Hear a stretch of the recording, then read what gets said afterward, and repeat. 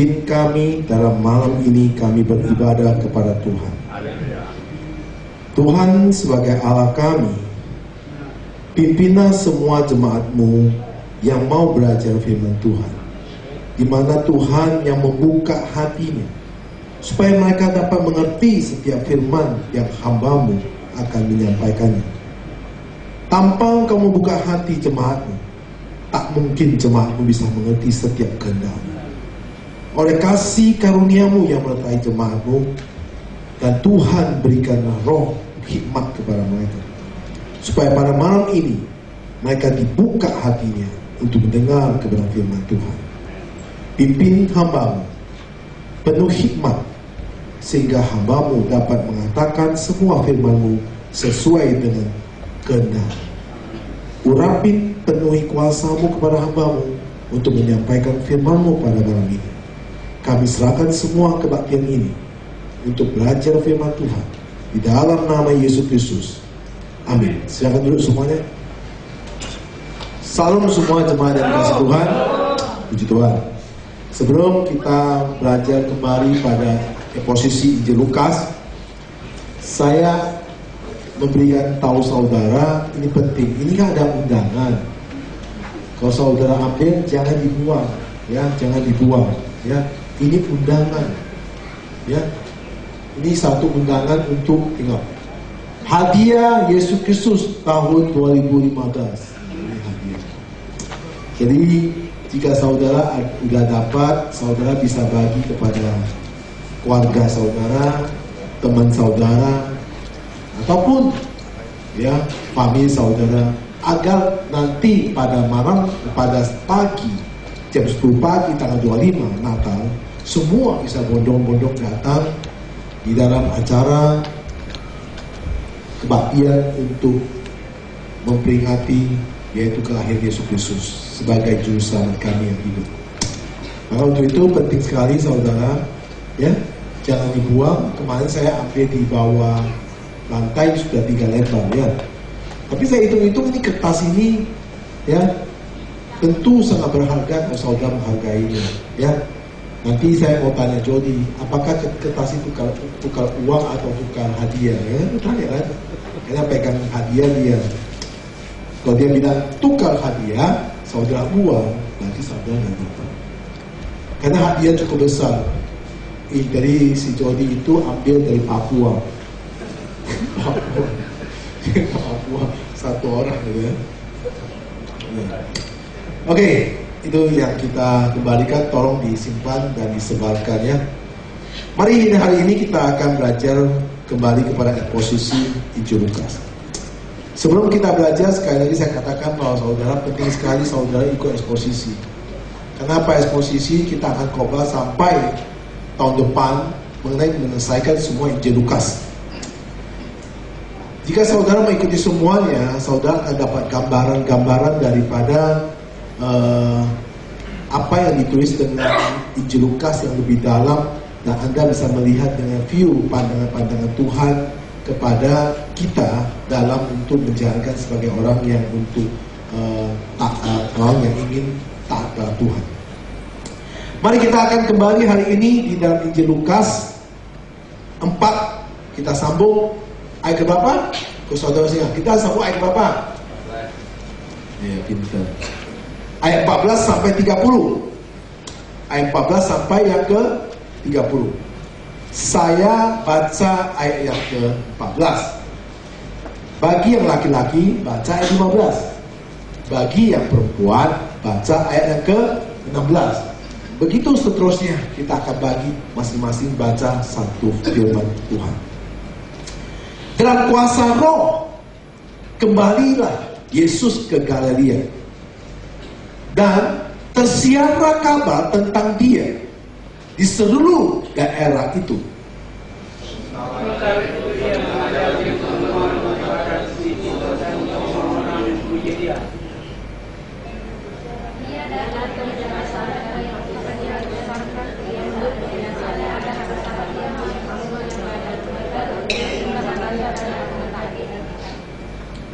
Kepadanya diberikan kitab Nabi Yesaya, dan setelah dibukanya ia menemukan nas di mana ada tertulis,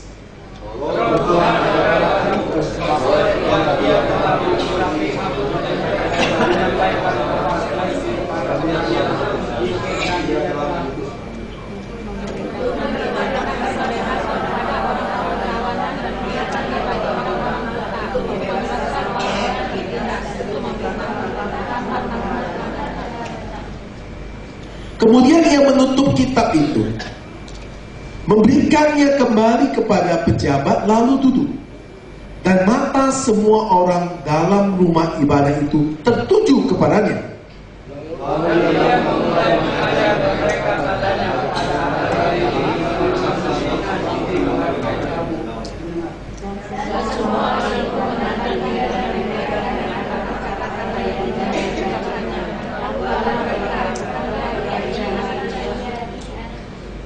Maka berkatalah ia kepada mereka, tentu kamu akan mengatakan perpatah ini kepadaku. Hai tabib, sembuhkanlah dirimu sendiri. Perbuatlah di sini juga, di tempat asalmu ini, segala yang kami dengar yang telah terjadi di Kapernaum.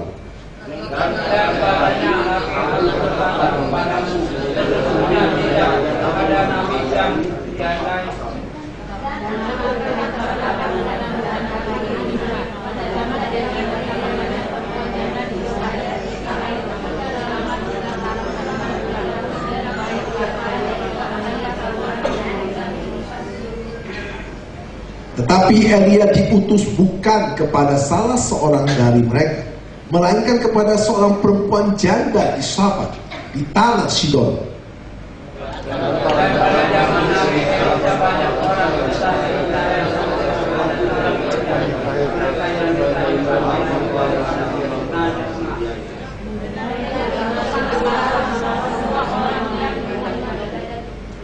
Mereka bangun lalu menghalaukan Yesus keluar kota dan membawa dia ke tebing gunung, tempat kota itu terletak, untuk melemparkan dia dari tebing itu.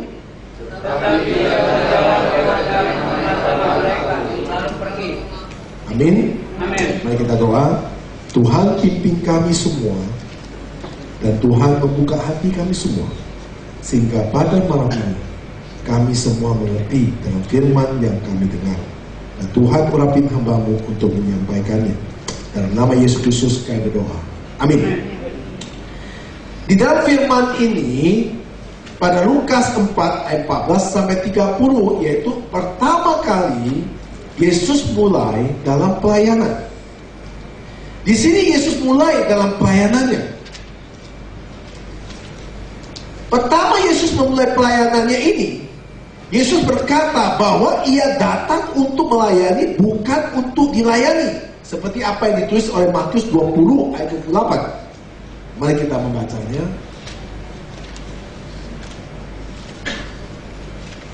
Sama seperti anak manusia datang untuk dilayani, melainkan untuk melayani dan untuk memberikan nyawanya menjadi tebusan bagi banyak orang. Awal pelayanan, Yesus sudah menyatakan bahwa kelahiran Yesus dan kedatangan Yesus ketika dia mulai pelayanan, dia datang untuk melayani orang, bukan dilayani. Nah, inilah harus sebagai contoh kita sebagai anak-anak Tuhan. Sebagai anak-anak Tuhan itu harus selalu siap untuk melayani, bukan dilayani. Nah, ini penting sekali saudara-saudara. Banyak orang masih menganggap mau dilayani. Memang dia siapa? Yesus aja melayani, bukan dilayani. Nah, tadi kita sudah membaca semua firman ini. Peristiwa ini adalah peristiwa yang penolakan terhadap Yesus waktu Yesus di Nazaret. Pertama Yesus melayani, Yesus berada di Nazaret. Maka oleh Lukas ini diceritakan awal pelayanan Yesus. Lukas menceritakan awal pelayanan Yesus. Sedangkan Matius dan Markus menceritakan ini adalah bukan awal pelayanan Yesus, tetapi dari perhitungan mereka yang bahwa mengatakan ini bukan awal. Saudara bisa baca di rumah Matius 13 ayat 53 sampai 58, Markus 6 ayat 1 sampai ke 6. Nah, saudara,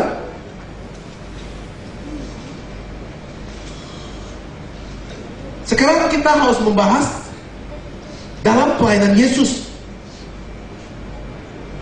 Hari ini kita akan bahas pelayanan Yesus. Yesus melayani mana? Pertama Yesus melayani, Yesus masuk ke dalam rumah-rumah ibadah, yaitu sinagog. Pertama kali Yesus melayani, Yesus masuk ke dalam rumah-rumah ibadah, yaitu sinagog. Pada ayat ke-15. Sementara ia mengajar di rumah-rumah ibadah di situ dan semua orang memuji dia. Yesus mempunyai kebiasaan pergi ke sinagog pada hari Sabat untuk melayani. Pada ayat 16, mari kita baca. 16. Ia datang ke Nazaret, tempat ia dibesarkan, dan menurut kebiasaannya, pada hari Sabat ia masuk ke rumah ibadah, lalu berdiri hendak membaca dari Alkitab. Jadi Yesus itu setiap hari Minggu, setiap hari Sabat, dia masuk kepada ibadah dan dia melayani. Ini satu kebiasaan yang harus kita tiru, yang tidak boleh kompromi. Setiap hari Minggu kita harus masuk ke mana? Ke gereja. Dia tidak boleh kompromi. Ini satu contoh di mana Yesus memberikan contoh yang baik buat kita. Setiap minggu dia tidak kompromi, tidak ada apapun, dia tidak bicara bahwa ada dagang, ada apa. Pokoknya dia akan masuk ke dalam rumah ibadah. Ini satu adalah hal yang harus kita benar-benar pahami. Ini kebiasaan yang harus ditiru. Jangan kebalik. Jangan kebalik. Mari kita lihat Ibrani 10 ayat 24 sampai 25.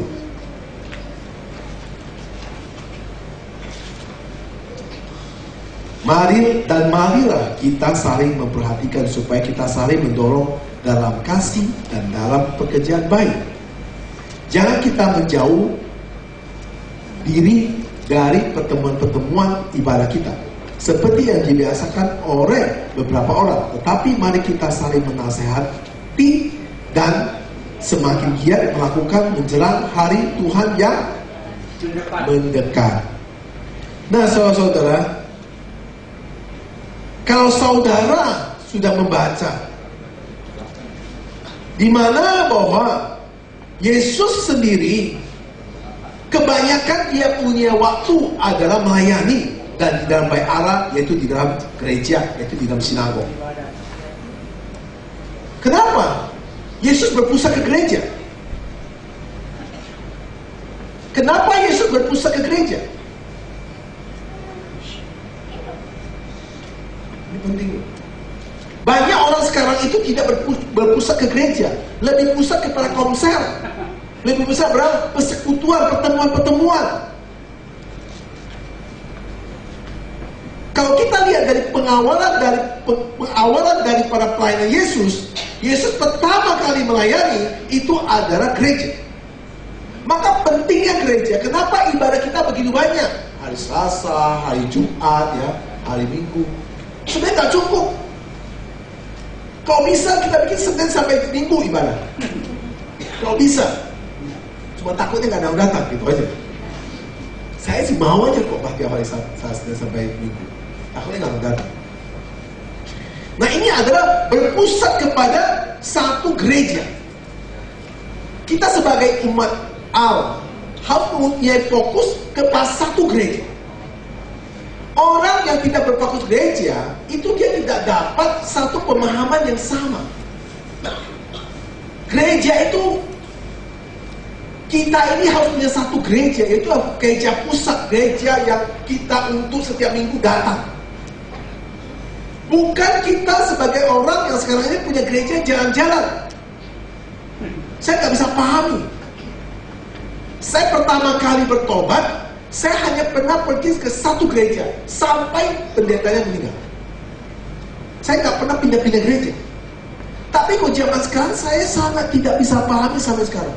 Kenapa bisa pindah-pindah gereja? Apa enaknya kalau rumah kamu, kalau misalnya kamu hidup pindah-pindah rumah? Enak? Gereja itu harus satu, di mana kita ibadah benar sungguh-sungguh mendengar firman Tuhan. Jadi bukan pindah-pindah. Lebih utamakan gereja daripada persekutuan. Itu yang pada awal pelayanan Yesus. Kenapa Yesus bisa khotbah langsung masuk ke sinagog? Itu gereja. Karena waktu zaman itu sinagog itu memang ada satu kebebasan untuk memberikan orang khotbah, di mana orang-orang yang bisa berkhotbah itu diizinkan waktu itu, diizinkan. Maka ia mengizinkan orang yang bisa berkhotbah waktu itu. Nah, waktu itu orang yang berkhotbah orang-orang yang takut Tuhan. Sekarang orang khotbah ngawur, nggak takut Tuhan, asal balik ngocek ya bisa. Dan saya nggak bisa pahami sampai sekarang ini kalau kita perhatikan, ya banyak dalam untuk ibadah itu dari awal sampai selesai itu gak ada firman Tuhan, gak ada firman Tuhan. Itu yang saya nggak bisa paham sampai sekarang. Padahal namanya gereja itu, di mana Yesus sendiri pun itu menyampaikan, tadi kita baca firman Allah. Dia buka daripada perjanjian lama. Nah, tapi pada zaman sekarang ini, yang sangat kita tidak bisa pahami adalah gereja tidak lagi menyampaikan firman Tuhan, lebih banyak menyampaikan kehidupan manusianya. Mengenai apa? Rumah tangga, mengenai apa? Usahanya, mengenai apa? Bagaimana hidup dia untuk supaya mendapat berkat. Kemudian bagaimana supaya suami istri tidak berantem, bagaimana supaya mereka mendidik anak, bagaimana mereka untuk berkumpul pada sekelompok orang dan lainnya. Nah, dari awal sampai akhir satu firman Tuhan pun tidak ada, dan ditutup dalam nama Yesus Kristus. Itu yang saya nggak pahami. Tapi itu yang disukai oleh jemaat sekarang. Nah, mereka bukan datang ke ibadah, tapi mereka mencarikan cita-cita, mendengar cita-cita yang bisa membuat mereka untuk tidak saling menyalahkan dalam rumah tangga, tidak bisa menyalahkan dalam sesama, supaya mereka datang kepada hal itu untuk didengar. Nah, saudara-saudara, penekan utama dalam pelayanan Yesus adalah memberitakan firman Allah. Dan jelas sekali kita baca bahwa ia masuk ke rumah ibadah lalu berdiri hendak membaca dari Alkitab. Saya bilang berdiri hendak membaca Alkitab ini kan, jadi waktu Yesus berdiri langsung baca Alkitab. Nah, kalau Anda melihat sekarang bisa buka di YouTube dimanapun pendeta khotbah, nggak ada Alkitabnya. Lu lihat Alkitab saya besar nggak? Ya, ini juga biasa. Jangan main-main. Saya akan perlu makan dulu kok nggak tahu makan. Ini kira-kira tadi ada 5 kilo gitu. Hah? 2 kilo. Tangan kiri 5 kilo, tangan kanan 5 kilo. Jangan tangan kiri. Berat. Nah, saudara-saudara, ini jelas sekali. Lalu berdiri hendak membacakan. Gereja itu adalah di mana Tuhan Allah berkehendak di dalam gereja ketika kita sama-sama itu membaca Alkitab. Amin. Amin. Karena saudara datang menyembah Yesus Kristus, saudara datang memuji Yesus Kristus. Nah, saudara juga harus membaca Alkitab. Nah, ini penting sekali, saudara. Kalau saudara tidak bisa pahami itu, ke gereja untuk tidak baca Alkitab. Ini yang kita zaman sekarang jangan sampai salah kita dalam beribadah. Kenapa saya katakan jangan salah ibadah? Ini sudah menuju akhir dari kehidupan saudara-saudara. Menuju pada akhir kehidupan saudara-saudara. Jadi saya melihat bahwa betapa sedihnya kalau orang ke ibadah, ya, mendengar seorang hamba Tuhan bercerita, tapi tidak pernah tidak pernah membawa firman Tuhan. Kalau jemaat sampai betah, itu jemaat perlu dipertanyakan. Benar-benar perlu dipertanyakan. Itu benar-benar ada jemaat yang di dalam dirinya mempunyai virus. Virus artinya apa? Dia tidak pernah mencari Allah. Karena gereja itu adalah firman Tuhan.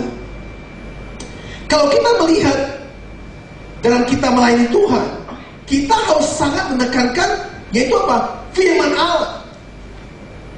Selalu saya di dalam gereja ini menekan firman Allah. Kenapa? Karena jemaat harus kenal firman Allah daripada jemaat mengenal tersilatnya kata pendeta. Saya berkali-kali ngomong, harus bedakan firman Allah dengan khotbah. Sekali lagi, kita harus bedakan firman Allah dengan khotbah. Itu dua yang berbeda. Firman Allah itu absolut. Absolut yang apa sih ya? Mutlak. Firman Tuhan itu mutlak. Gak bisa kamu ganti-ganti. Tapi kalau khotbah bisa. Namanya mulut saya, namanya lidah saya, putar kanan putar kiri, boleh aja. Tetapi belum tentu itu. Nah, benar, belum tentu itu sesuatu kepastian. Tetapi firman Tuhan adalah pasti. Nah, kalau saudara tidak mengerti, berarti Tuhan tidak buka hati saudara. Tadi waktu saya doa, saya katakan, Tuhan buka hati jemaat. Itu penting. Ya. Coba itu yang kita lihat dia itu dia apa di kisah berapa ya? Kisah berapa dia itu? Nah, coba dibuka dulu. Itu penting sekali sebelum saya masuk ke dalam ini. Dia itu kisah berapa? Kisah berapa? Kevin tahu? Ya, coba buka ini. Nah ini. Ya, pada hari Sabat kami keluar pintu gerbang kota. Kami menyusul tepi sungai dan menemukan tempat sembahyang Yahudi yang sudah kami duga ada di situ. Setelah duduk, kami berbicara kepada perempuan-perempuan, banyak perempuan yang ada berkumpul di situ.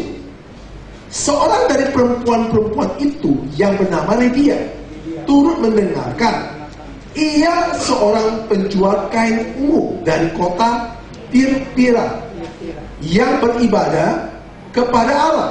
Tuhan membuka hatinya sehingga ia memperhatikan apa yang dikatakan oleh. Jadi cuma satu perempuan yang dibuka hatinya untuk dengan khotbah Paulus. Yang lain semua enggak. Coba ingat. Nah, maka saya waktu doa saya bilang, Tuhan buka hati kita untuk dengan firman Tuhan. Kalau enggak, begitu khotbah Anda tidur. Benar. Tidur. Pasti tidur. Kalau nggak tidur, blank. Tahu blank nggak? Mata lihat saya, nggak ngerti apa-apa, cuma mata lihat saya aja. Itu nggak enak. Nggak enak. Nah, jadi nggak ada satu terbuka hatinya. Nah ini, makanya saya katakan, waktu firman Tuhan itu dibacakan, ini serius sekali. Karena kita harus melakukan segala sesuatu yang bisa kita lakukan untuk mendukung pelayanan firman Tuhan. Ya, harus kita mendukung pemberitaan firman Tuhan oleh Yesus. Dalam Alkitab mengatakan bahwa apa? Coba kita baca kembali ayat yang ke-20, ayat 16.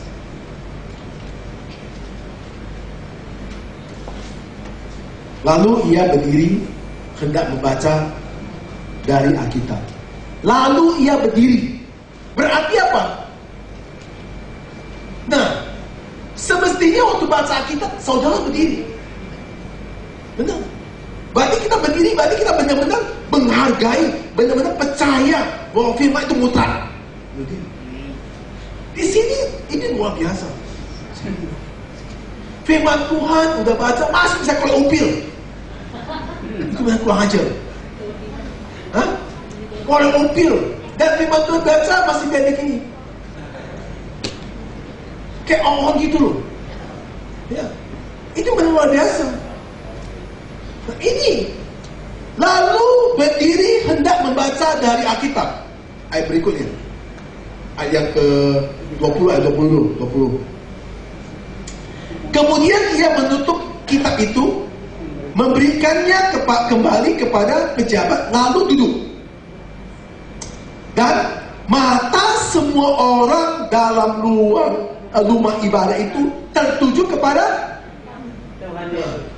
Yesus. Ini penting. Saudara coba bisa merasakan gak?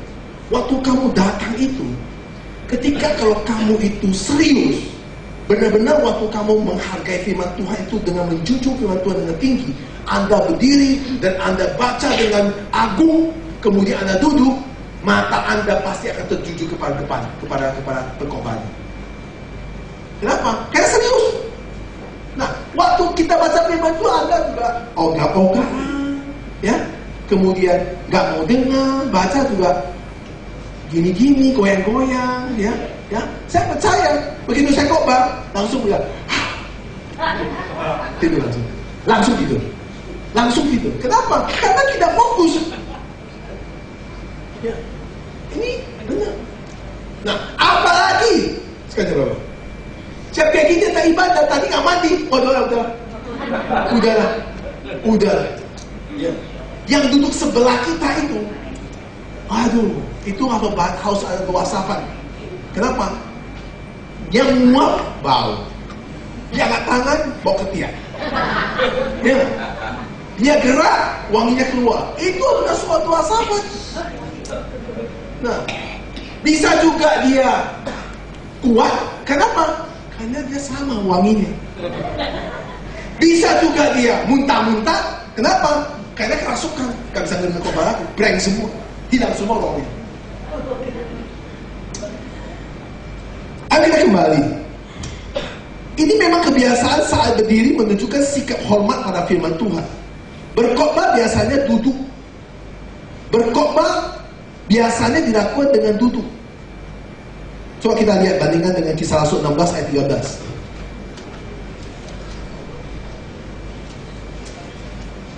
Pada hari Sabat kami keluar pintu gerbang kota. Kami menyusul tepi sungai dan menemukan tempat sembahyang Yahudi yang sudah kami juga ada di situ. Setelah duduk, kami berbicara kepada perempuan-perempuan yang ada berkumpul di situ. Duduk. Jadi ada yang duduk, ada yang berdiri. Enggak, duduk dikatakan kita.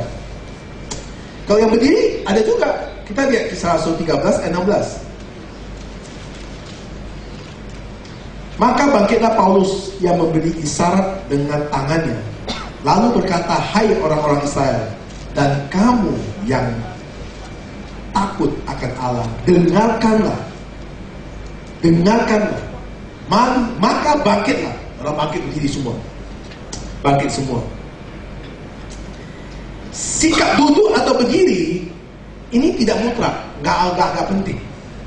Yang penting adalah menghormati firman Tuhan. Yang penting adalah menghormati firman Tuhan.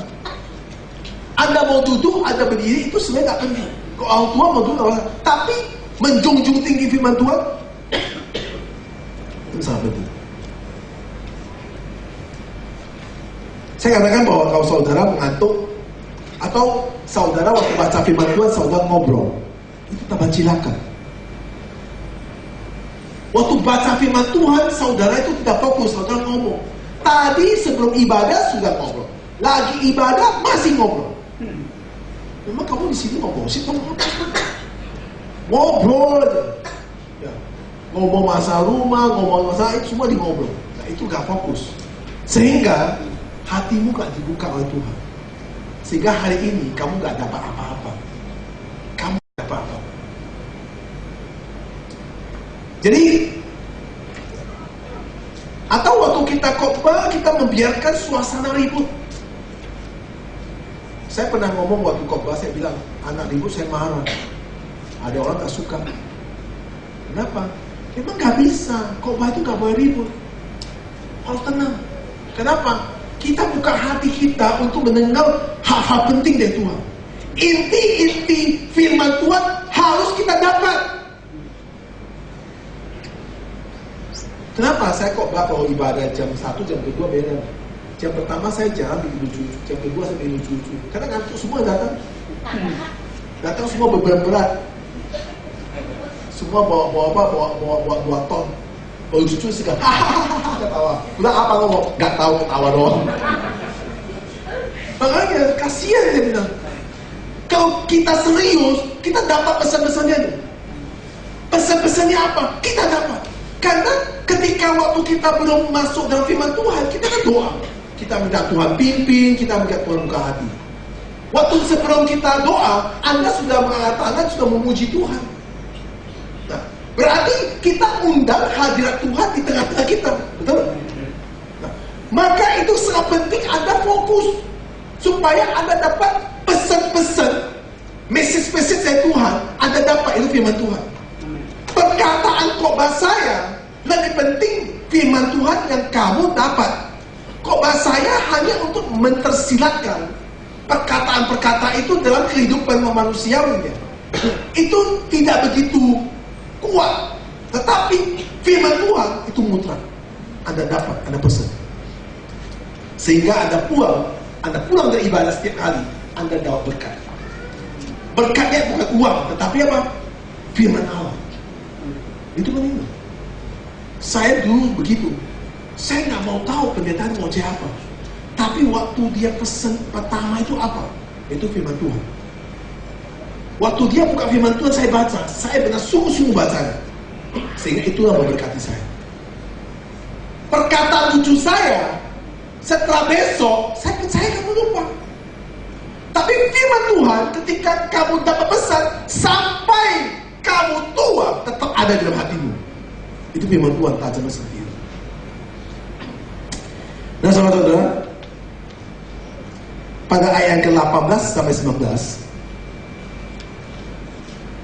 40, kok 40 tahun? Dari mana ini? Lukas. Nah, Loh Tuhan ada padaku, oleh sebab Ia telah mengurapi aku. Ia menyampaikan kabar baik kepada orang-orang miskin, dan Ia telah mengutus aku, 19, untuk memberitakan pembebasan kepada orang-orang tawanan dan penglihatan bagi orang-orang buta, untuk membebaskan orang-orang yang tertindas, untuk memberitakan tahun rahmat Tuhan telah datang. Yesus pertama kali khotbah ambil dari ini. Yesus ambil dari mana ini? Siapa tahu tepuk tangan? Betul, Yesaya berapa? Yesaya 61. Yesaya 61. Mari buka Yesaya 61. Yesaya 61 ayat 1 dan 2. Saya baca 1, 2, 3.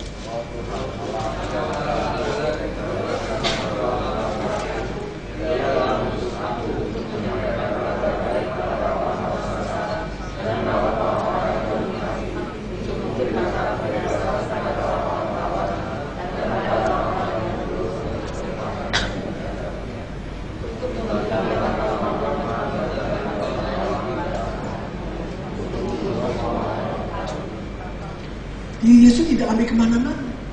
Firman. Yesus tidak kalah sendiri khotbah.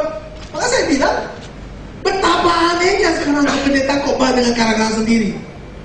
Ya, dengan kasih tema PowerPoint. Hidup diberkati. 1, bekerja keras. 2, ya, rajin. 3, gak boleh tidur malam. 4, makan banyak. Benar. Hidup keluarga sehat. Maka 1, ya, makan pagi breakfastnya telur sama ayam. Ya, makan siang nasi padang tambah rendang.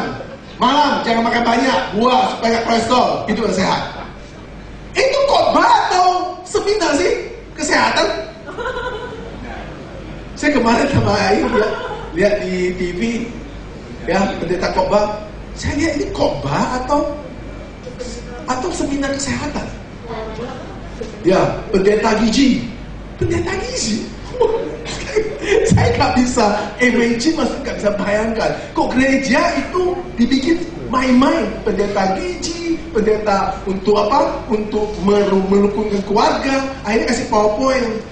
Ya, bagaimana hidup wanita cantik? Satu, ingat setiap hari jangan seminggu sekali keramas, ya. Setiap pagi harus cuci. Wangi sampo apa? Sampo A. Bawa berwangi yang asam supaya apa? Supaya itu basicnya. Kemudian baru kasih wangi yang harum supaya tidak campur jadi nano-nano.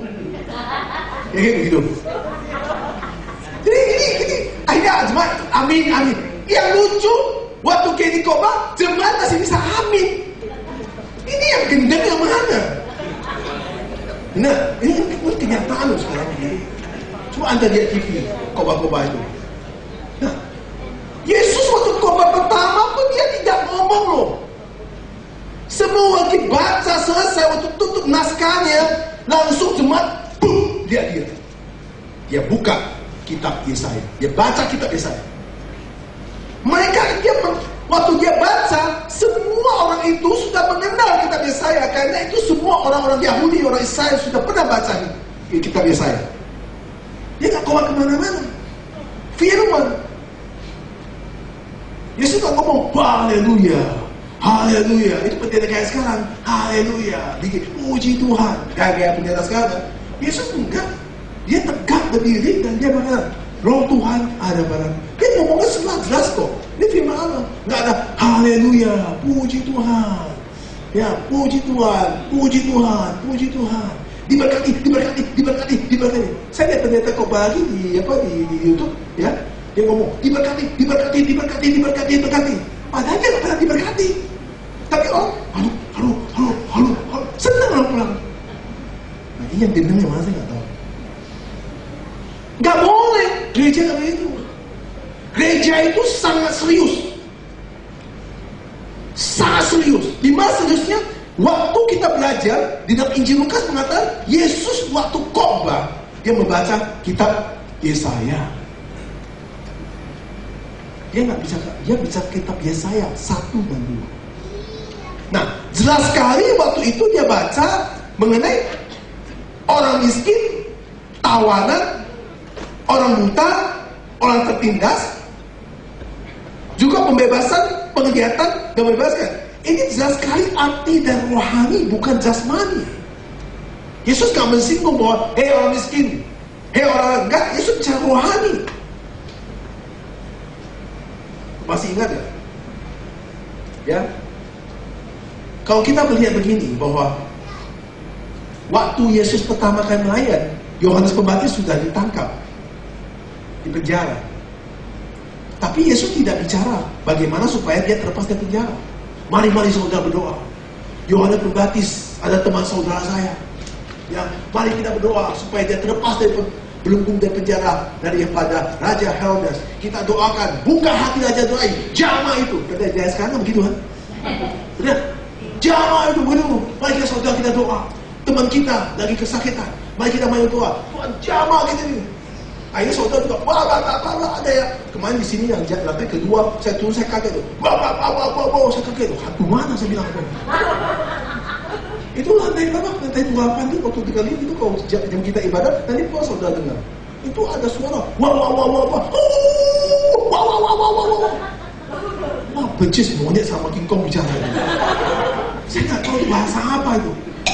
Nah, kayaknya begitu. Jadi saudara belajar lagi kembali. Apa yang ditulis oleh Injil Lukas itu sangat mengajar kita, saya bilang. Sangat mengajar kita. Sangat inti mengajar kita, saudara-saudara. Kenapa saya mengajar kita? Nggak ada seperti itu. Ya ada firman tuh firman. Saudara kenapa? Kok saudara datang untuk bawa hati? Saudara datang bukan bawa apapun. Saudara datang sini bawa hati. Kenapa saudara bisa berkumpul malam ini? Karena saudara dalam satu Injil mencintai Yesus. Amin. Tanpa Yesus gak mungkin dia berkumpul. Ada yang dari Dadap, ada yang dari Kapok. Ya, ada yang gak tahu dari mana. Ya, karena saya gak tahu dari mana. Gak tahu alamatnya maksud saya gitu loh. Tapi dia datang karena satu nama yaitu Yesus Kristus. Kalau kita datang dari Yesus Kristus, maka kita dengar firman Tuhan, bukan ocehan yang gak benar. Jadi ini waktu Yesus mengatakan orang miskin, tawanan, orang buta, orang tertindas. Ini menunjukkan kepada apa? Kepada manusia. Kepada manusia. Artinya apa? Kalau manusia tanpa Yesus, manusia gak ada harapan. Sekali lagi, manusia tanpa Yesus, yang miskin gak ada harapan, yang tertindas gak ada harapan, yang tertawa gak ada harapan, yang buta gak ada harapan. Jadi manusia butuh Yesus. Di sini Yesus mengatakan manusia butuh Yesus. John Calvin mengatakan bahwa kita harus sadar bahwa tanpa Kristus, keadaan kita secara rohani betul-betul buruk. Kalau kita tidak sadar hal ini, kita tidak akan datang kepada Yesus. Bisa kita lihat dari kitabnya Wahyu 3 ayat 17 dan 18. Karena engkau berkata, aku kaya, dan aku telah memperkayakan diriku, dan aku tidak kekurangan apa-apa. Dan karena engkau tidak tahu bahwa engkau melarat, dan malang, miskin, buta, dan telanjang, maka aku menasihatkan engkau, supaya engkau membeli daripadaku emas yang telah dimurnikan dalam api, agar engkau menjadi kaya, dan juga pakaian putih, supaya engkau memakainya, agar jangan kelihatan keteranjanganmu yang memalukan, dan lagi minyak untuk melumas matamu, supaya engkau dapat melihat. Itu firman Allah. Itu Yesus. Firman ada Yesus, Yesus ada firman. Saudara-saudara, tanpa firman kita akan buruk sekali hidup kita. Saya sendiri pun diproses oleh firman. Tanpa firman proses saya mungkin jadi manusia yang sangat-sangat buruk, yang kasar, yang tidak punya etika, tidak punya moral. Mungkin juga jadi manusia yang jahat. Yang menekan saya adalah bukan karena saya, tapi karena firman mengajari saya. Nah, maka untuk itu kita datang harus dengan firman. Saudara harus punya prinsip hidup dalam untuk beribadah seluruh hidup saudara. Saya sama Aing punya prinsip hidup dalam beribadah. Ketika kita duduk, pendeta tidak sampaikan firman, aku pulang. Betul ini? Pulang. Saya berkali-kali saya diundang untuk KKL, diundang untuk kepada satu seminar. Kata pendeta khotbah. Begitu saya dengar khotbah dia yang katakan bagaimana poin-poinnya tidak ada firman, langsung saya pulang. Untuk apa saya dengar itu? Perkata itu semua tidak membawa aku berkat. Kenapa? Karena kita perlu selalu mengatakan berkat datangnya dari itu. Bagaimana perkata itu bisa membuat aku berkat? Bagaimana perkata itu bisa mengajari aku? Itu perkataan manusia. Perkataan manusia tidak bisa mengajar manusia, karena manusia sama manusia sama buruknya, sama-sama egois, sama-sama itu gak mau rugi. Jadi gak mungkin perkataan manusia bisa membawa saya berkat.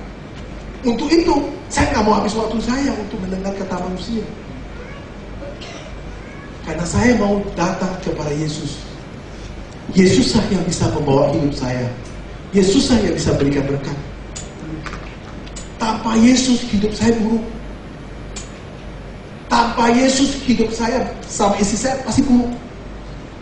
Oleh Yesus maka kita bisa kuat. Oleh Yesus maka kita bisa hidup. Nah saudara-saudara, pada ayat ke-19 tadi saya katakan ya bahwa memberitakan tahun rahmat Tuhan telah datang. Artinya Kristus datang sesuai dengan waktu yang Tuhan tetapkan. Yesus datang sesuai dengan waktu yang Tuhan tetapkan. Mari kita lihat dari firman Tuhan Galatia 4 ayat 4. Tetapi setelah genap waktunya, maka Allah mengutus anaknya yang lahir dari seorang perempuan dan takluk kepada hukum Taurat. Itu nanti kita akan layakan Natal. Semua dalam kedaulatan Allah. Nah, saudara, jadi kalau kita melihat lagi pada ayat firman ini, kita baca sekali lagi ayat 21 di dalam Lukas ayat 21. Dan lalu ia memulai mengajar mereka. Katanya, pada hari ini genaplah nas ini sewaktu kamu mendengarnya. Pada hari ini genaplah firman Tuhan sewaktu saudara membuka hati saudara untuk mendengarnya. Penting saudara-saudara. Maka saya dulu ibadah, saya sangat konsentrasi. Kalau saya ngantuk, saya kalau punya amin banget. Kalau saya ngantuk lagi, saya mengapa men? Tapi saya nggak bagi-bagi orang. Enak aja bagi-bagi orang. Saya ngantuk, ya benar, saya ngantuk. Saya selalu datang ibadah, saya mandi dulu. Karena saya tahu, kalau nggak mandi kita nggak fresh. Itu benar. Kenapa? Penting, karena pesan. Kita ibadah, kita mau tempat message Tuhan. Genaplah sesuatu kau mendengar. Bagaimana kita bisa dengar? Ketika kita buka hati, maka Roh Kudus akan menjamah kamu. Roh Kudus akan membuka kepada kamu bahwa pengertian firman Tuhan. Tanpa Roh Kudus, tak mungkin kita mengerti firman Tuhan. Sampai hari ini saya tanya pada pendeta-pendeta yang cukup senior, saya tanya, Bapak kan pinter sekolah, profesor, waktu Bapak khotbah, Bapak andalkan teologi asal Bapak atau andalkan Roh Kudus? Dia bilang enggak, saya andalkan Roh Kudus. Kalau khotbah saya dengan teologi saya yakin jemaat semua itu keren. Gak bisa. Khotbah itu adalah Tuhan, karena itu firman Tuhan. Maka baca firman Tuhan. Waktu baca firman Tuhan, Roh Tuhan dan padaku, di sini begitu banyak pengertian beda-beda. Anda mengatakan Roh Tuhan padaku, maka aku tidak usah takut lagi karena Yesus adalah bersamaku. Ada mengerti begitu, ada mengerti Roh Tuhan ada padaku. Berarti apa? Ketika aku susah, Tuhan menyangkul aku. Nah, jadi pengertian saudara beda-beda, tergantung daripada kehendak Tuhan yang menjamah saudara. Nah, kalau Anda buka hati, kalau Anda gak buka hati, ngomong apapun, Anda gak kena, gak masuk. Seperti apa? Seperti Anda itu datang ke suatu tempat itu blank. Makin panjang khotbahnya, makin mumet kamu. Itu yang ngomong saya. Kalau Anda suka, makin panjang, Anda bilang, kok cepat Pak Pendeta? Tahun jam 10. Belum Pak Pendeta, sambung lagi. Nah gitu. Ya.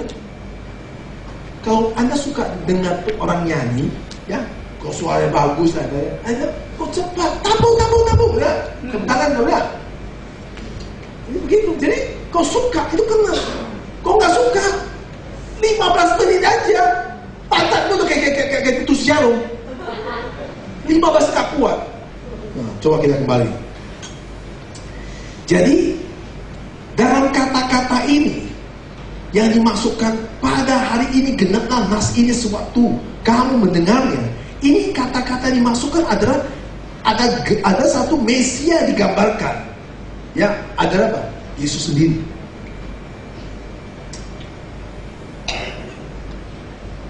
Yesus menyampaikan dengan ketulusan kepada semua orang waktu itu dari firman Tuhan. Tetapi reaksi daripada khotbah Yesus itu apa? Mari kita akan lihat. Waktu Yesus berkhotbah waktu itu di daerah Galilea, semua orang memuji-muji dia waktu itu. Di ayat yang 15-16. Tetapi waktu Yesus khotbah di Nazaret, di mana tempat di mana dia dibesarkan, maka pada ayat ke-22 mari kita baca. Dan semua orang itu membenarkan dia dan mereka heran akan kata-kata yang indah yang diucapkannya. Lalu kata mereka, bukankah ini anak Yusuf? Sekarang Anda perhatikan baik-baik. Kata-kata yang indah. Kata-kata indah. Kata-kata indah itu bukan bahasa pendeta itu baik. Kata-kata indah itu bukan berbahasa yang baik, bukan. Ada orang berbahasa baik sekali. Halo everybody, Tuhan itu baik dan Tuhan itu menyertai kita. Dan bagaimana saudara hari ini? Saya percaya saudara hari ini, puji Tuhan, nanti ini orang yang diberkati. Tepuk tangan untuk kemuliaan Tuhan. Mari saudara-saudara. Siapa suka tepuk tangan? Coba tepuk tangan, tepuk tangan. Tepuk tangan. Gak gila bu. Tapi jadi kau bangun. Saya bilang kata-kata indah. Gak perlu tepuk tangan. Aduh, ampun. Dengan kemana, Pak? Maksud saya itu. Nah, itu kebiasaan. Kebiasaan kebiasaan begitu kan. Nah, itu gampang. Gak usah kita kemas ngerti, harus jelasin sendiri. Ya, puji Tuhan. Saya percaya semua rumah tangga hari ini semua diberkati. Amin. Nah, kita lihat ya bahwa Tuhan hari bersama kita.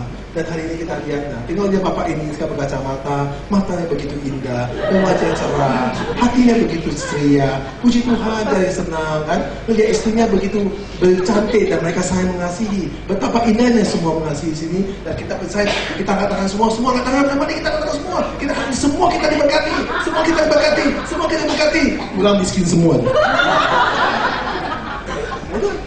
Itu kata-kata indah. Bukan kata-kata indah dimaksud di sini itu kan berbahasa lidah begitu. Kata-kata indah di sini adalah firman Allah.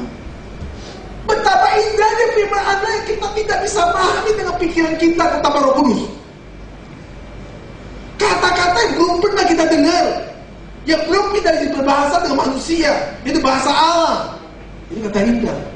Bahasa Allah, bukan bahasa manusia. Tadi yang saya katakan itu bahasa manusia, tersilap saya. Halo, gini. Tepuk tangan.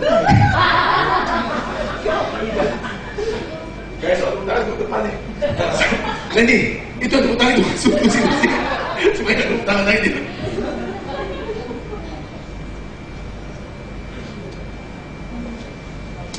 Jadi ayat 22 mengatakan bahwa kata-kata indah itu adalah kata-kata kasih karunia. Kata kasih karunia ini diambil begitu bicara mengenai apa? Bicara mengenai yang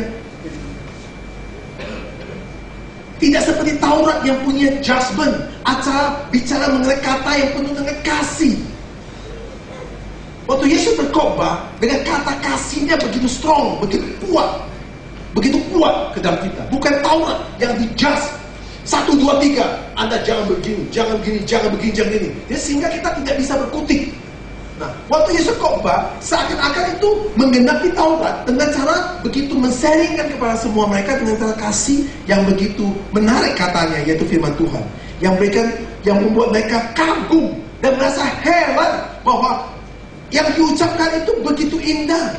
Tapi mereka bingung, ini kan anak Yusuf yang waktu kecil main sama kita, main-main.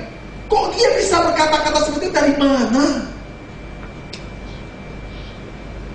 Saya pernah tanya ya pada teman-teman saya bilang, kamu kan kenal saya lama. Waktu kamu kenal saya sama kamu dengan khotbah saya beda nggak? Beda, dia bilang. Waktu waktu Esen kamu khotbah di mimbar, gak seperti kamu. Waktu kamu di bawah, saya kenal kamu. Waktu di atas seperti gak kenal kamu, karena sesuatu yang lain. Nah, itu adalah kata-kata yang firman Tuhan. Nah, kalau kita kembali ke bawah, kita ngomong manusia biasa. Ya, biasa, ngomongnya hari-hari biasa. Nah, saudara-saudara, mereka berkata, bukan ini anak Yusuf. Mereka tidak bisa terima Yesus. Mereka tidak bisa terima Yesus karena anak Yusuf kerja sama-sama dan yang mereka tunggu adalah Mesia. Bukan Yesus yang mereka tunggu. Ribuan tahun mereka menunggu Mesia datang, tapi bukan Yesus. Sampai hari ini orang Yahudi menunggu Mesia. Kita puji Tuhan, hari ini saudara dan saya disadarkan Kau usah tunggu Mesia sudah bersama kita. Yaitu apa? Dengan penggenapan firman Tuhan, yaitu Yesus sudah bersama kita.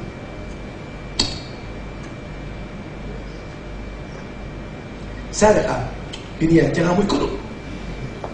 Saya gini supaya apa? Supaya saya nggak haus. Aing bilang waktu kamu gini, kamu jemaah juga.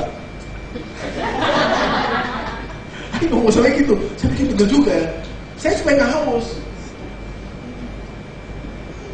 Nah saudara-saudara, mari kita teruskan ayat 23. Maka berkata ia kepada mereka, tentu kamu akan mengatakan perpatah ini kepadaku, hai tabib, sembuhkanlah dirimu sendiri. Perbuatlah di sini juga, di tempat asalmu ini, segala yang kami dengar yang telah terjadi di Kapernaum. Jadi orang-orang Nazaret itu tahu di Kapernaum Yesus buat banyak sekali mujizat terjadi, sehingga dengan mereka itu menyuruh Yesus sebagai tabib yang disuruh untuk membuktikan bahwa kehebatannya menyembuh dirinya sendiri, lalu bisa menyembuh orang lain. Tetapi Yesus melakukan mujizat di Kapernaum itu jauh sekali lebih banyak. Tapi mereka ingin Yesus membuktikan kehebatannya dengan melakukan mujizat di Nazaret.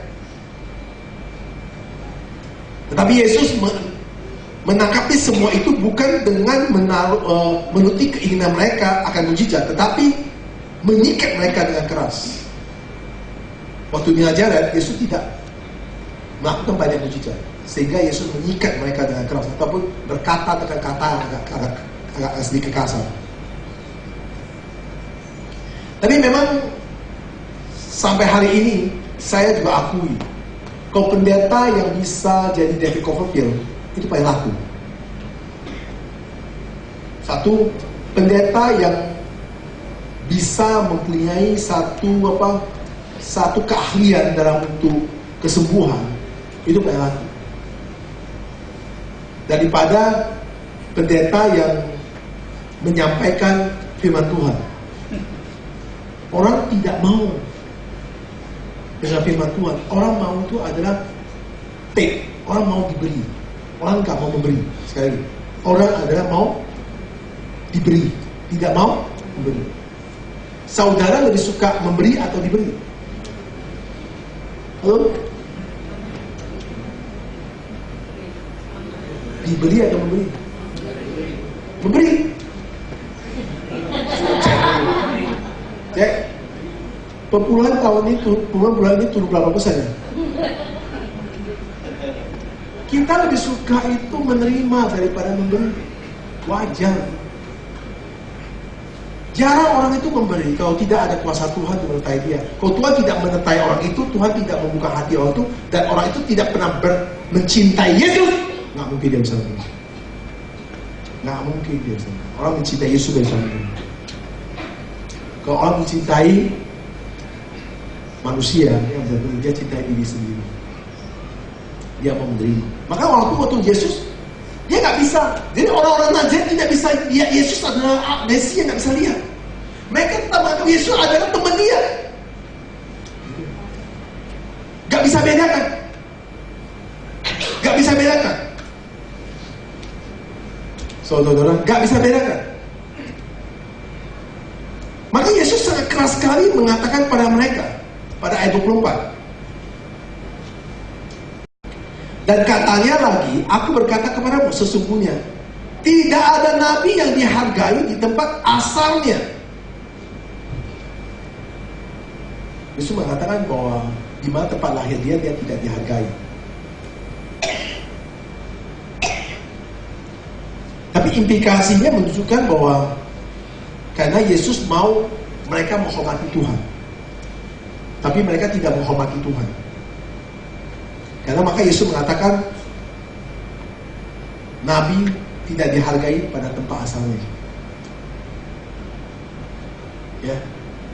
Maka saya bilang, kalau orang yang bisa kenal saya dari dulu, waktu kecil kenal saya, kemudian waktu saya dagang dia kenal saya, waktu saya gak benar dia kenal saya, ketika aku bertobat, kemudian aku jadi pendeta, terus dia mau datang ke tempat saya dengan firman Tuhan, saya khotbah. Nah, itu orang yang luar biasa. Rata-rata dengan khotbah saya nggak kenal saya waktu dulu.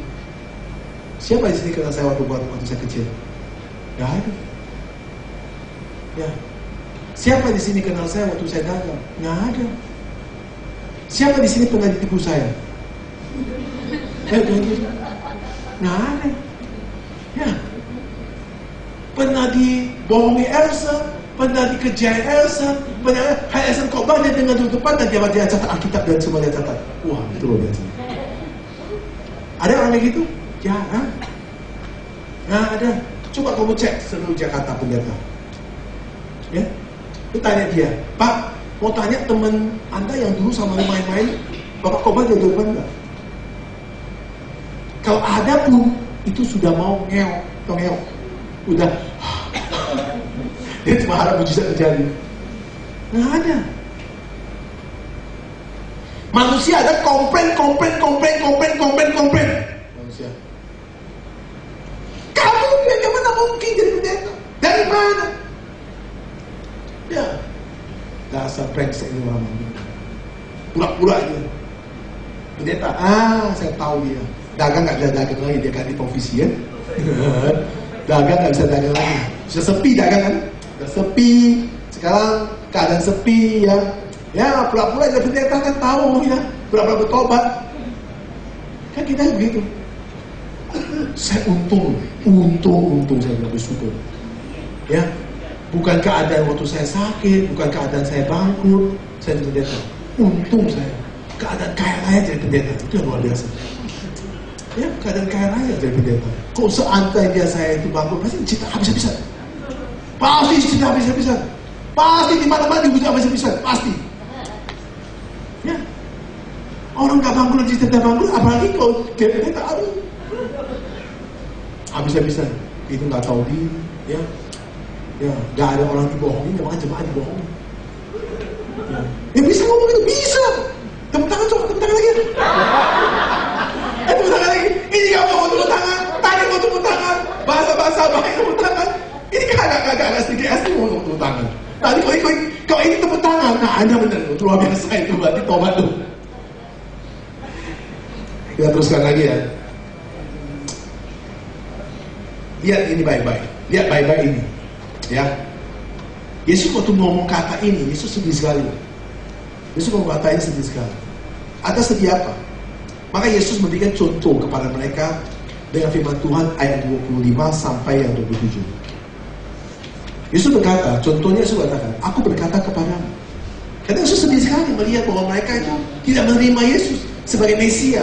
Mereka anggap bahwa ini ada Yusuf, manusia biasa, kok bisa begitu ngomongnya? Jangan-jangan dia pura-pura atau kayak kira-kira begitu bayangannya. Maka Yesus berikan contoh kepada waktu itu berikan contoh kepada mereka. Dia berkata begini, aku berkata kepadamu dan kataku ini benar. Nah, baik-baik, aku berkata kepadamu dan kataku ini benar. Pada zaman Elia terdapat banyak perempuan janda di Israel.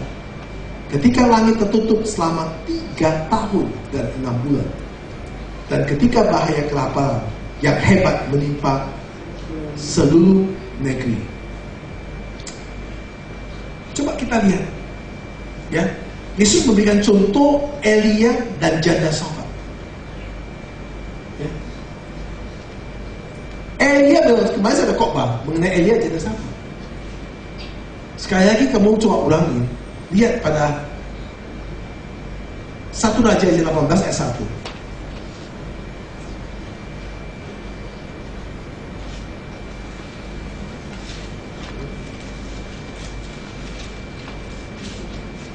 Dan sesudah berapa lama datanglah firman Tuhan kepada Elia dalam tahun yang ketiga, pergilah, perlihatkanlah dirimu kepada Ahab, sebab aku hendak memberikan hujan ke atas muka bumi. Kita lihat lagi 1 Raja 17 ayat yang 1 sampai 6. Lalu berkata Elia, orang Tisbet dari Tisbet ke Elia kepada Ahab, demi Tuhan yang hidup, Allah Israel yang kulayani, sesungguhnya tidak ada embun atau hujan pada tahun-tahun ini kecuali kalau kukatakan. Kemudian datanglah firman Tuhan kepadanya, Pergilah dari sini berjalan ke timur dan bersembunyilah di tepi sungai Krit di sebelah timur sungai Yordan. Engkau dapat minum dari sungai itu, dan burung-burung gagak telah kuperintahkan untuk memberikan makanan kepada engkau di sana. Lalu ia pergi dan ia melakukan seperti firman Tuhan. Ia pergi dan diam di tepi sungai Krit sebelah timur sungai Yordan. Pada waktu pagi dan petang burung-burung gagak membawa roti dan daging kepadanya, dan ia minum dari sungai itu. Yesus memberikan satu contoh. Orang itu, Elia, itu diperintahkan Tuhan. Elia diperintahkan Tuhan. Janda Safat itu pun Tuhan yang memerintahkan Elia. Jadi contoh Yesus memberikan kepada kesimpulan ini adalah bahwa Tuhan, Yesus ada Tuhan. Maka kalau orang yang percaya, mujizat bisa terjadi kalau hati kita percaya kepada Yesus dengan sepenuh hati kami. Elia percaya pada Tuhan, maka Elia dipelihara Tuhan. Waktu zaman paceklik, Elia bilang, nggak mungkin, nggak ada mujizat waktu itu. Elia percaya. Sampai makanan pun diberikan oleh burung gagak. Itu kuasa Tuhan. Nah, dalam contoh ini Yesus memberikan contoh kepada orang-orang Yahudi itu. Orang-orang Yahudi itu ngerti firman Tuhan. Kenapa Yesus gak beri contoh lagi? Bukan begini. Ya. Kalau saya nggak terima nggak apa-apa. Anda tidak tahu. Saya kasih kesaksian kepada saudara. Ya. Rumah Tanah Abang, gua kentut 3 kali langsung laku. Ya. Toko yang sebelah di Mangga 2, saya simsalabim. Ya.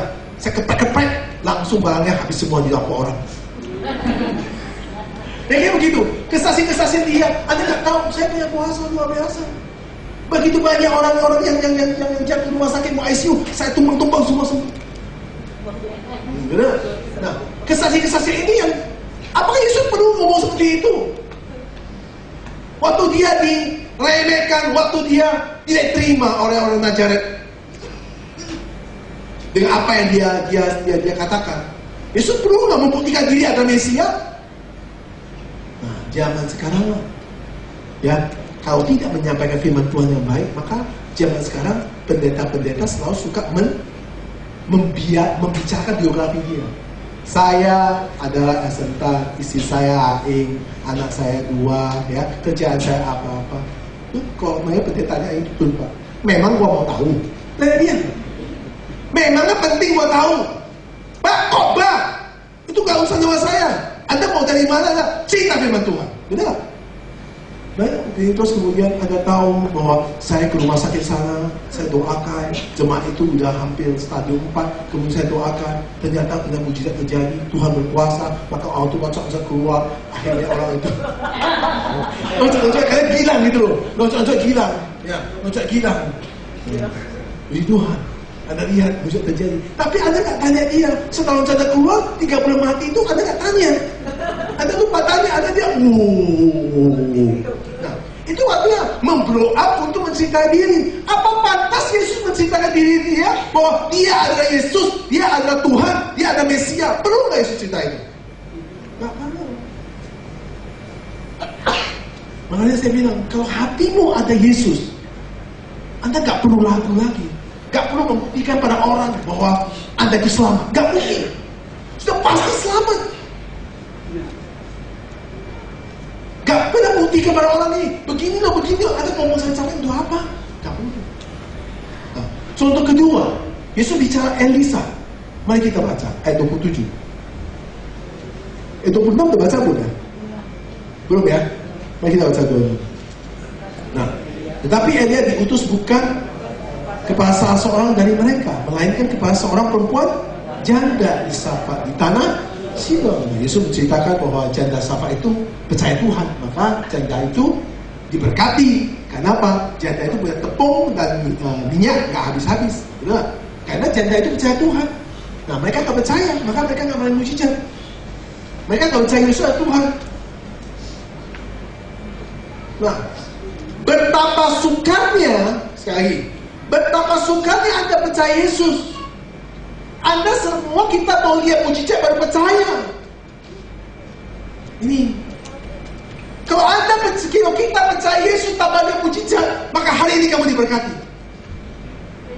Maka hari ini kamu dapat berkat. Kenapa? Pesannya dapat, intinya kamu dapat. Tapi banyak kita mau lihat dulu baru percaya. Maka Yesus memberikan umpama ini kepada mereka, contoh ini kepada mereka. Ini contoh Alkitab, di mana contoh yang mereka kenal Nabi Elia, yang mereka kenal cerita janda Safat. Contoh kedua apa? Yesus mengatakan Elisa. Mari kita baca ayat 27. Dan pada zaman Nabi Elisa, banyak orang kusta di Israel, dan tidak ada seorang pun dari mereka yang dilahirkan selain dari pada Naaman. Jadi waktu zaman itu, zaman Elisa sama zaman Elia beda. Waktu Elisa itu tidak satu pun kusta yang sembuh kecuali Naaman.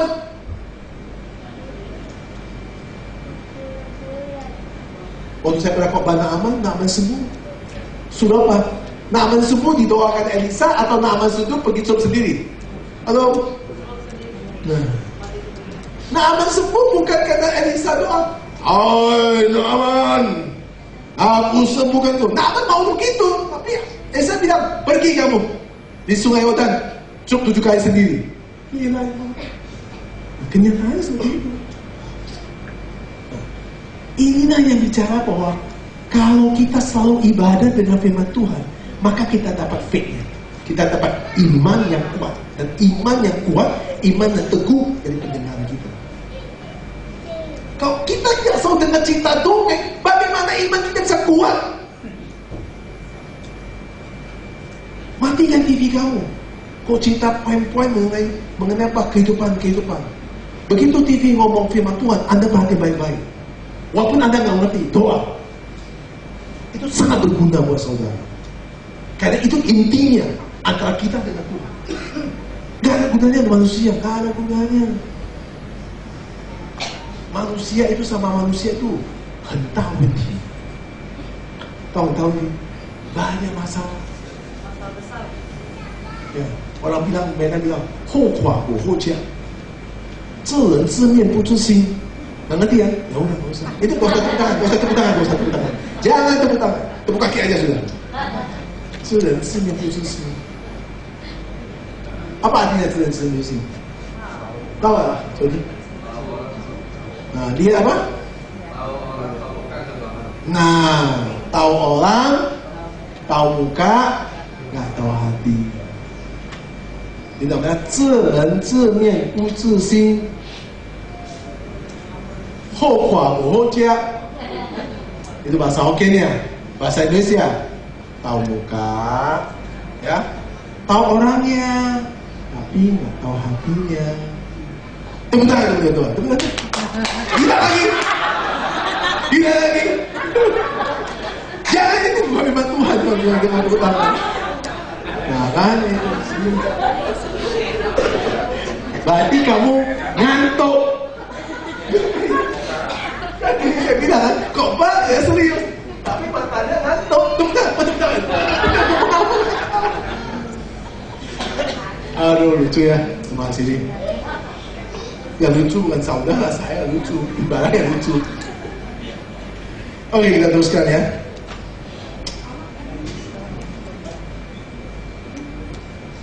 Contoh kedua ayat 27 mengatakan bahwa ini karena bahwa Tuhan berhak mengutus nabi. Tetapi kesembuhan itu bukan dari nabinya. Kesembuhan dari Tuhan. Ya sekali lagi, Tuhan berhak mengutus nabi manapun, tapi kesembuhan itu, mujizat itu bukan dari nabinya, tapi dari Tuhannya. Maka Yesus mengatakan, aku Mesia, tapi kamu gak kenal aku Mesia. Kalau aku bukan Mesia, gak mungkin Kapernaum begitu banyak mujizat terjadi. Saya buat gitu, kayak begitu. Tapi Yesus tidak mau, karena bukan kehendak Bapaknya. reaksinya apa terjadi waktu di Yesus di Nazaret? Reaksinya adalah mereka membunuh Yesus. Ayat 20. Mendengar itu sangat marahlah semua orang yang di rumah ibadah itu. Terus ayat ke-29, mereka bangun lalu menghalaukan Yesus keluar kota dan membawa dia ke tebing gunung di tempat kota itu yang terletak untuk melemparkan dia dari tebing itu. Jadi, nah inilah permasalahannya. Maka saya bilang sama istri saya, khotbah saya selalu membuat orang marah. Khotbah saya membuat orang marah. Kenapa? Karena khotbah saya itu orangnya polos. Saya nggak pandai berkata-kata. Saya khotbah apa adanya. Tapi kalau orang itu tidak bisa menangkap firman Tuhan, orang itu akan marah. Kenapa? Karena dia tidak bisa menangkap firmannya. Yang buatnya marah. Khotbah saya selalu menusuk ke hati orang. Kenapa bisa? Karena tidak ada urusan dengan kehidupan saudara. Urusan saya ada firman Tuhan. Khotbah saya sampai menusuk saudara yang harus bertobat, bukan saya. Ini. Malah khotbah saya agak sedikit sakrek. Karena saya nggak khotbah sebentar di tepuk tangan itu nggak ada. Saya nggak pernah muji jemaat saya. Yang ada, yang saya sampaikan itu. Jadi makanya itu keras sekali. Bagi saya kalau misalnya orang yang dapat firman Tuhan, dia akan suka cita, dia diberkati luar biasa. Tapi nggak dapat, dia akan terpukul luar biasa. Semua terpukul. Kenapa? Karena yang saya bicarakan adalah apa yang ada dalam jati diri saya. Jadi saya nggak mau bicara yang aneh-aneh atau tambah-tambah. Mari kita lihat, kenapa sampai marah mereka. Yakobus 1 ayat 19 sampai 20.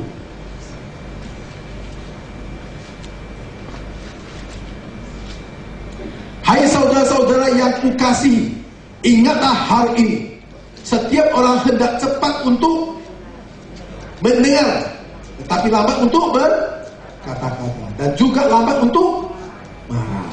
Terus, sebab amarah manusia tidak mengerjakan kebenaran di hadapan Allah. Gak boleh marah. Banyak dengar firman Tuhan, banyak dengar, gak boleh marah. Perbaiki dirimu dengan Tuhan. Ini yang dikatakan Yakobus. Harus perbaiki diri kita dengan Tuhan. Saya dulu kalau saya dengar khotbah dari Stephen Tong, waduh, kacau. Jadi marah-marah orang aja. Nah, kalau orang mau dengar, orang dewasa rohani suka dimarahin. Kenapa? Karena dia nggak pernah dimarahin. Benar? Orang yang dewasa rohani suka dimarahin. Kenapa? Siapa lagi bisa marah kita kalau bukan firman Tuhan yang marah kita? Kalau kita nggak mau dimarahi, berarti kita masih kanan.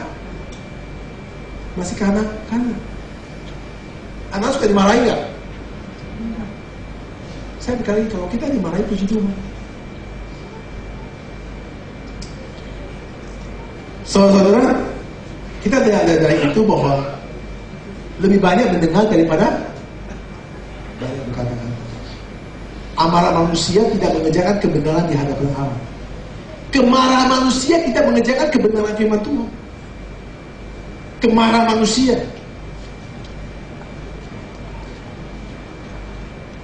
Apa yang kita bisa pelajari dalam firman Tuhan pada hari ini? Perhatikan baik-baik.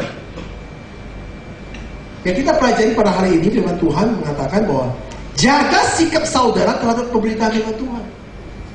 Jaga sikap saudara terhadap firman Tuhan. Ingat bahwa setan selalu bekerja buat kita untuk kita tidak bisa tidak mendengar firman Tuhan. Firman Tuhan, kalau sempat kita menjadi marah, maka kita nggak bisa dengar firman Tuhan lagi. Kalau kita sudah marah, kita udah firman Tuhan. Kalau saya marah pak istri saya nggak bisa dengar nasihat istri saya lagi. Bisa? Nggak bisa. Istri saya marah saya nggak bisa dengar nasihat istri saya lagi. Saya kesel, benar? Kalau kesel bisa dengar nasihat? Nggak bisa. Nah, maka kita boleh marah. Cara bagaimana marah? Cara bagaimana kita nggak marah? Maka kita harus tangkap apa visi Tuhan, jangan tangkap ocehan dia. Pendeta boleh aja ngoceh-ngoceh, nggak apa-apa. Nah, jadi saudara-saudara, kalau kita lihat tadi ajaran dari ayat yang ke-14 sampai 30, bukan menyangkut etika atau moral. Ya, etika moral tidak terlalu membuat persoalan. Yang paling banyak persoalan adalah ya, setan men-stop untuk kamu dengan firman Tuhan. Pemberitaan Yesus tentang Mesia, tentang Yesus adalah juru selamat, Anda tidak bisa dapat. Saya berani ngomong, kenapa? Karena untuk jati diri Yesus itu kamu nggak dapat. Sehingga kamu dapat adalah jati diri manusia, maka kamu pulang nggak dapat. Kalau saudara mau coba belajar coba, kamu belajar gini, bukan coba ya, kau perhatikan baik-baik. Kalau kita belajar firman Tuhan kita dapat, pulang kamu seperti Superman, kuat sekali.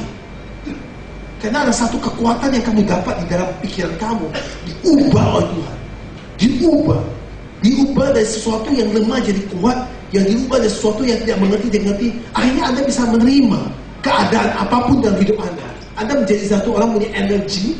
Jadi orang bicara metabolisme dari tubuh kamu naik, sehingga Anda tidak sakit, Anda kuat sekali keluar. Bisa menjadi suatu orang yang punya sick middledromen.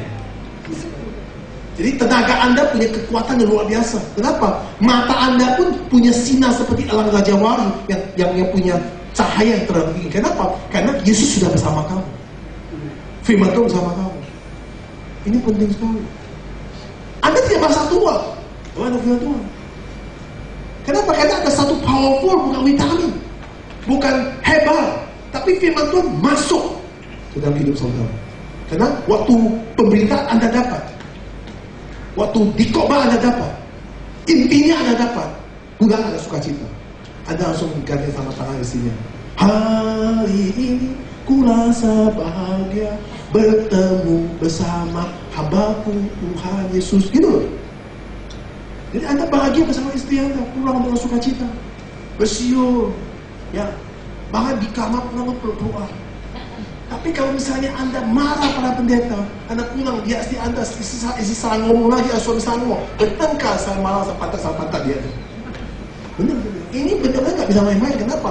Karena ketika di gereja, Anda harus punya konsentrasi, fokus firman Tuhan. Saya percaya Anda tidak ngantuk. Tidak ngantuk. Ya. Sudah makan belum? Makan firman Tuhan. Itu jawabannya. Kok makan firman Tuhan banyak? Nggak lapar. 3 hari nggak makan, pergi aja sendiri. Karena tenagaan. Nggak makan paling lemas. Nggak salah Tuhan. Yang jawab sendiri. Mari kita lihat yang terakhir. Yang terakhir mengatakan, ketika kita dengar bahwa dosa-dosa yang ditegur kepada kita, maka waktu teguran-teguran firman Tuhan itu menjadi tidak suci, orang-orang itu membenci pada teguran itu. Ada orang gak suka dengan teguran-teguran firman Tuhan, dia benci. Mari kita buka untuk menutup ini Amsal 12 ayat 1.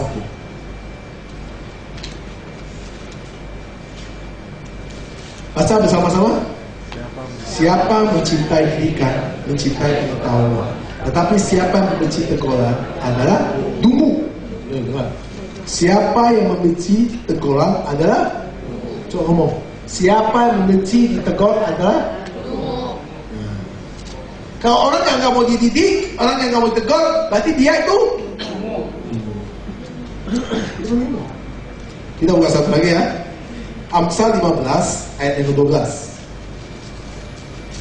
3, 2, 1.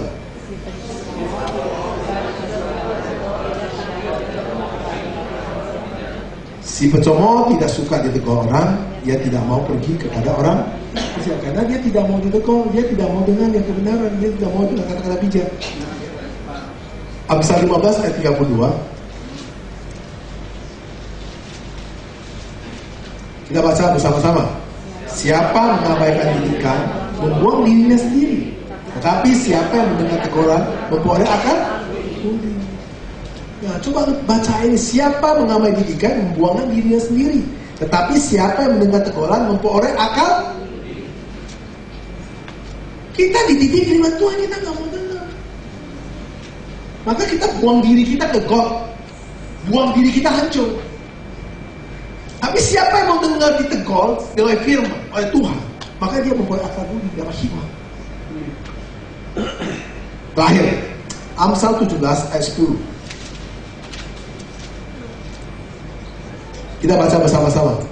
Suatu hari kan lebih masuk pada orang berpengertian daripada 100 pukulan orang pada orang. Belajar baik-baik. Ketika kita dididik, kita berterima kasih pada Tuhan. Firman Tuhan ini kasih kita, Alkitab ini kasih kita, supaya didik kita, supaya kita belajar benar. Kita dimarahi firman Tuhan, kita berubah. Kita ditegur firman Tuhan, kita dengar nasihatnya. Maka ada pulang sukacita, ada pulang diberkati Tuhan. Amin. Tuhan Yesus berkati.